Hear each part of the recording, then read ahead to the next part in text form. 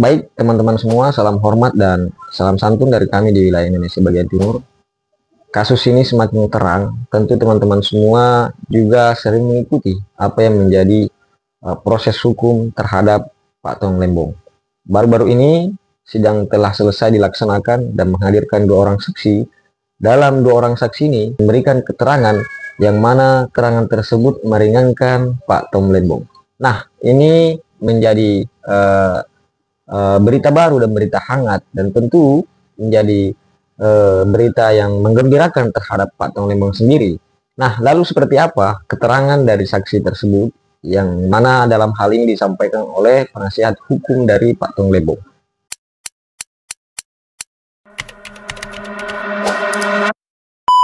Jadi saja Pak, jadi langsung penegasan saja. Jadi keterangan dua saksi tadi Anda nilai, Anda asumsikan mau meringankan Anda.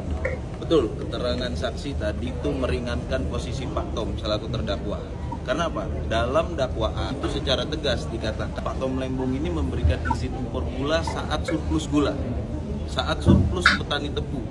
Nah, ini ternyata dari kedua saksi yang dihadirkan dari Kemenko dan dari juga APTRI itu menyatakan surplus itu hanya bulan Mei, Juni, dan Juli. Tapi kalau sampai bulan Desember itu kosong, nggak ada stok. Makanya bulan Oktober 2015 Pak Tom memberikan izin impor di bulan 2015. Dan yang kedua, yang paling penting lagi dia, apa sih dasar dakwaan itu dinyatakan surplus? Ternyata adalah kelebihan atau sisa stok di akhir tahun. Keterangan saksi membantah. Kenapa dibantah? Karena sisa stok akhir tahun itu adalah penggunaan akan dihitung sebagai buffering atau stok tahun berikutnya. Jadi itu bukan surplus. Jadi pemahaman dalam dakwaan yang dituangkan dalam dakwaan itu adalah surplus itu salah total. Makanya kami sangat meyakini bahwa persidangan ini akan semakin terang bukti yang menyatakan bahwa Pak Tom Lembong tidak bersalah dan sudah seharusnya kalau memang itu tidak dilakukan saat surplus dan tidak melanggar peraturan itu harusnya Pak Tom dibebaskan. Nah, yang selanjutnya keterangan yang penting lagi adalah dalam rakortas tersebut tidak ada larangan mengimpor GKM. Bahkan rakortas lah yang memerintahkan kalau impor itu harus GKM atau gula kristal mentah. Itu yang dilaksanakan Pak Tom. Pak Tom melaksanakan hasil koordinasi, bukan perintah Pak Tom. Ya, jadi hasil rapat koordinasi itu memerintahkan agar impor gula kristal mentah agar ada nilai tambah di dalam negeri. Hal ini juga dikonfirmasi saksi satunya yang dari APTRI bahwasanya kalau impornya gula kristal putih itu gula akan berhadapan dengan gula petani. Itu tidak baik bagi petani. Malah lebih baik adalah impornya gula kristal mentah dan itu memberikan nilai tambah kepada masyarakat serta harga jual lebih murah untuk masyarakat gitu secara garis besar saksi dua siang ini ya. Tapi dua saksi yang sangat penting ya, yaitu satu dari Kementerian Koordinator Perekonomian ya, dan satu dari APTRI atau Asosiasi Petani Tebu Republik Indonesia. Ya, jadi mereka sangat membantu menjernihkan ya kondisi di 2015-2016 ya, saat saya dituduh melakukan berbagai hal terkait impor gula.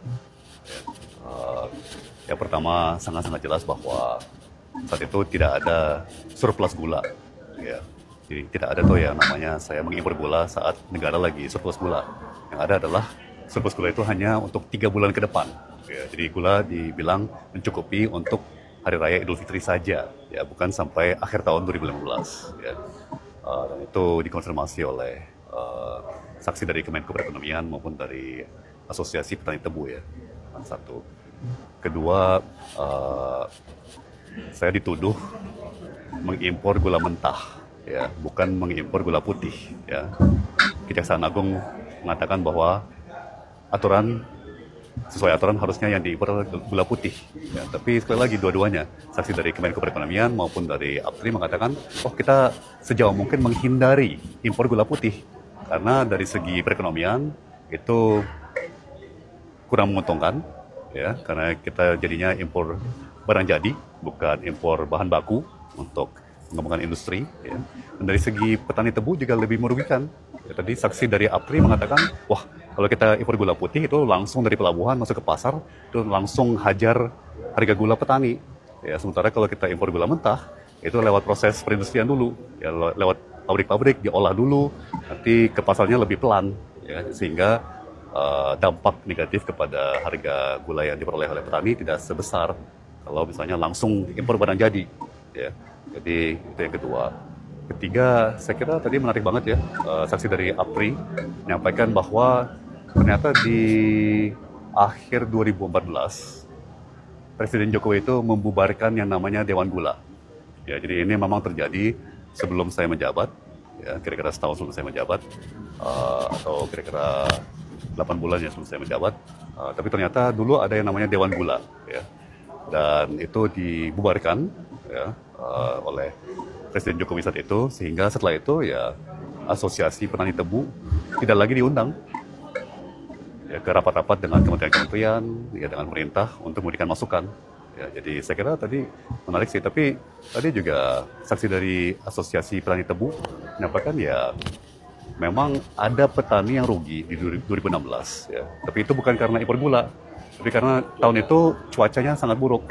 Ya, jadi hujan tinggi, yang namanya rendemen tebu menjadi rendah, jatuh.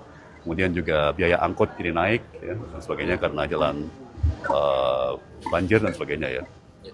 Jadi saya sangat bersyukur, ya, berterima kasih kepada saksi-saksi dari Kemenko Perekonomian dan dari Asosiasi Petani Tebu ya, pelaku yang berpengalaman dan saya tidak sebut namanya ya, tapi satu top 10 konglomerat di negeri kita. Oke. Ya. Itu pernah bicara ke saya, ya, Pak Tom di periode pertama, Pak Tom tolong dong ingetin Pak Presiden, ya, kalau proyek infrastruktur itu dibiayai pakai APBN, kemudian ditugaskan kepada BUMN, perkiraan beliau itu kira-kira 40% dari nilai proyek dimakan korupsi. Oh gitu ya? 40%. Jadi kan mirip-mirip dengan angka 36% tadi. Oh, oke. Ya kan, jadi ini rada nyambung nih. Jadi mungkin jumlah atau rasio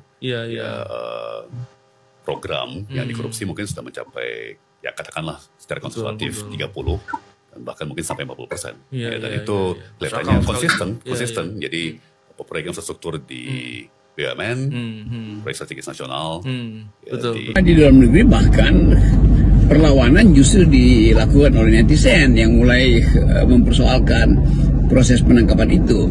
Jadi kelihatannya Tom Lembong ini juga punya jaringan pendukung, dan jaringan itu tentu bukan jaringan politis karena Lembong sendiri bukan tokoh politik kan. Jadi ada unsur baru di dalam masyarakat kita, yaitu kepekaan terhadap penyalahgunaan kekuasaan oleh kejaksaan. Jadi mungkin sekali orang merasa bahwa ya Lembong itu kan orang biasa tuh, dan nggak sorry ini saya lagi di jalan nih, yang nggak punya kepentingan dengan kekuasaan. Karena itu dia direkrut oleh Jokowi, lalu Lembong mungkin melihat bagaimana proses pembuatan kebijakan di dalam kabinet yang isinya adalah pentargetan seseorang, atau dalam soal kebijakan yang menyangkut ekstraksi industri itu banyak kong kaling kong kan, itu intinya tuh. Jadi kalau kita berpikir apa alasannya Lembong ditangkap, oh peristiwa 9 tahun lalu, itu artinya dari awal harusnya udah diselesaikan. Nah kalau baru sekarang diucapkan dan hanya dalam kira-kira karena prinsip kerugian negara itu belum bisa ditunjukkan secara pasti oleh kejaksaan, dan kalau kita dengar keterangan kejaksaan, oh masih dalam proses berupaya untuk digelar perkara atau macam-macam. Tetapi faktanya kejaksaan tidak mampu untuk menerangkan kasus belinya apa itu.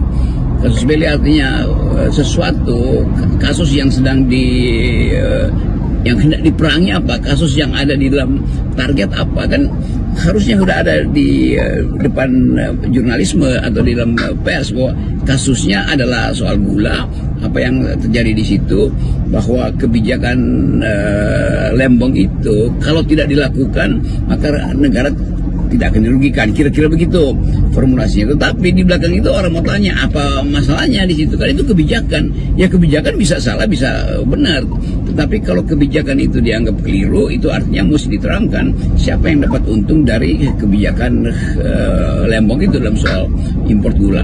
Jadi sekali lagi publik hanya ingin menuntut kejelasan konsepsi hukum yang diterapkan pada Lembong itu apa.